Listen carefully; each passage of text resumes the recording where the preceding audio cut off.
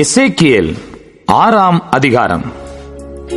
கர்த்தருடைய வார்த்தை எனக்கு உண்டாகி, அவர், மனுபுத்திரனே, நீ இஸ்ரவேலின் பர்வதங்களுக்கு நேராக உன் முகத்தை திருப்பி அவைகளுக்கு விரோதமாக தீர்க்க தரிசனம் உரைத்து சொல்ல வேண்டியது என்னவென்றால், இஸ்ரவேலின் பர்வதங்களே, கர்த்தராகிய ஆண்டவரின் வார்த்தையை கேளுங்கள்.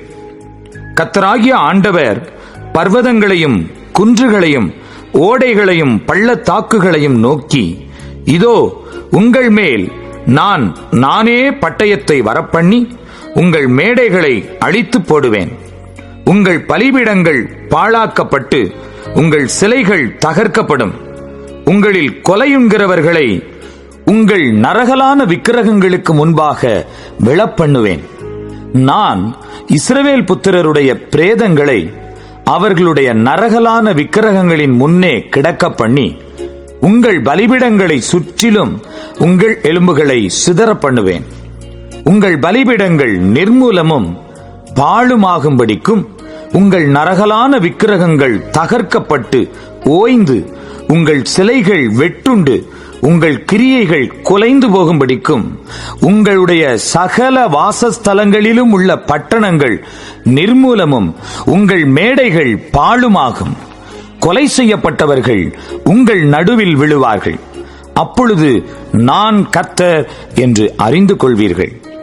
நீங்கள் தேசங்களில் சிதறடிக்கப்படும் போது புறஜாதிகளுக்குள்ளே பட்டயத்துக்கு தப்புவாரை உங்களுக்கு மீதியாக வைப்பேன். என்னை விட்டு சோரம் போகிற இருதயத்தை குறித்தும் தங்கள் நரகலான விக்கிரகங்களின் பின்னே சோரம் போகிற தங்கள் கண்களை குறித்தும் மனமடிவானேன் என்று உங்களில் தப்பிப்போன அவர்கள் தாங்கள் சிறைப்பட்டிருக்கும் புறஜாதிகளுக்குள்ளே என்னை நினைத்து தங்களுடைய சகல அருவருப்புகளினாலும் தாங்கள் செய்த பொல்லாப்புகளின் நிமித்தம் தங்களையே வெறுத்து இந்த தீங்குகளையெல்லாம் தங்களுக்கு நேரிட பண்ணுவேன் என்று கர்த்தராகிய நான் விருதாவாய் சொன்னதில்லை என்று அறிந்து கொள்வார்கள் என்றார்.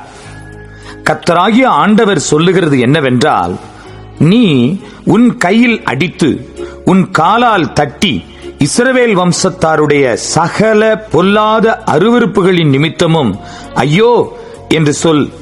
அவர்கள் பட்டயத்தாலும் பஞ்சத்தாலும் கொள்ளை நோயாலும் விழுவார்கள். தூரத்தில் இருக்கிறவன் கொள்ளை நோயால் சாவான், சமீபத்தில் இருக்கிறவன் பட்டயத்தால் விழுவான்.